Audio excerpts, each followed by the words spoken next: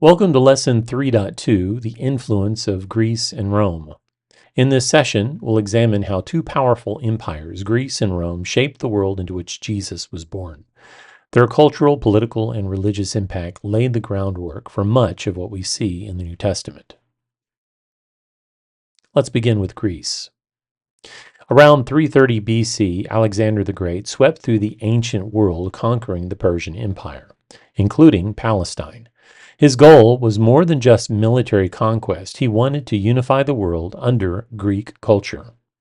Everywhere Alexander went, he left behind not just soldiers, but culture makers, Greek governors, teachers, and builders who worked to spread the Greek way of life. Greek became the universal language of trade, education, and diplomacy. This is why even in Jesus' time, Greek was still widely spoken and understood. More than any other people, the Greeks left a deep cultural imprint on the Jewish world, and that influence persisted well into the New Testament era.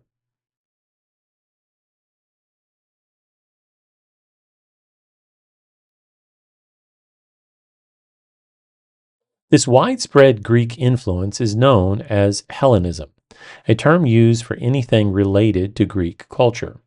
The Greeks believed their culture was superior, and they worked hard to promote it through philosophy, the arts, customs, and language.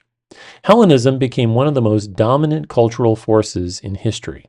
But for the Jewish people, this wasn't always a welcome change.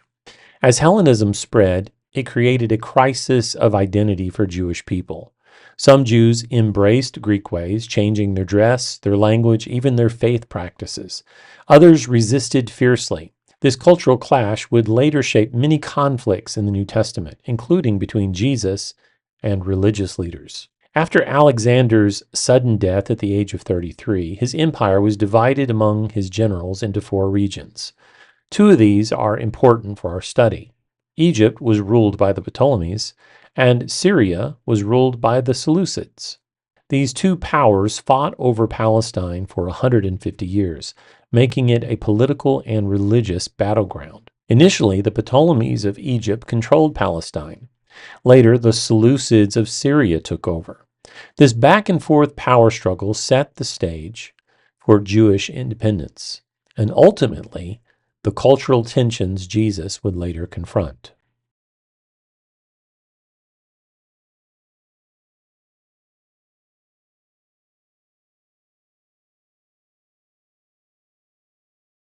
While all of this was unfolding, a small city-state in the west, Rome, was quietly growing.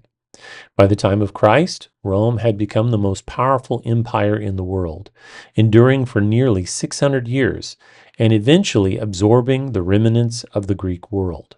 Rome shaped the world that Jesus entered. Three major contributions stand out.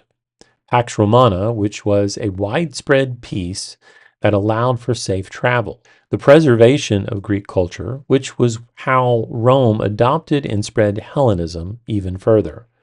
And third, a strong legal and political system, one that still influences modern governments even today.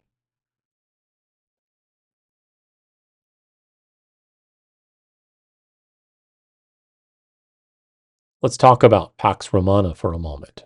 The Roman peace, or Pax Romana, made travel safe and communication reliable across vast differences. The Roman roads, still famous today, allowed messengers like Paul to spread the gospel quickly and effectively.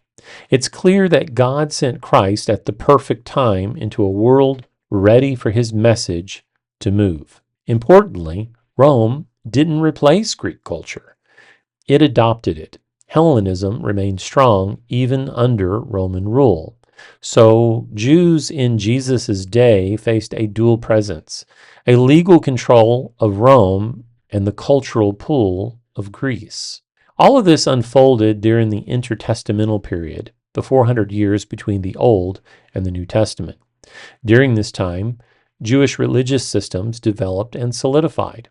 New political families like the Herods came to power, and the stage was set politically, culturally, and spiritually for the arrival of Christ.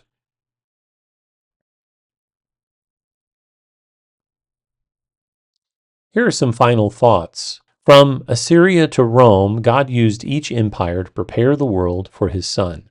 Their rise and fall weren't accidents. They were all part of God's sovereign plan to set the stage for redemption.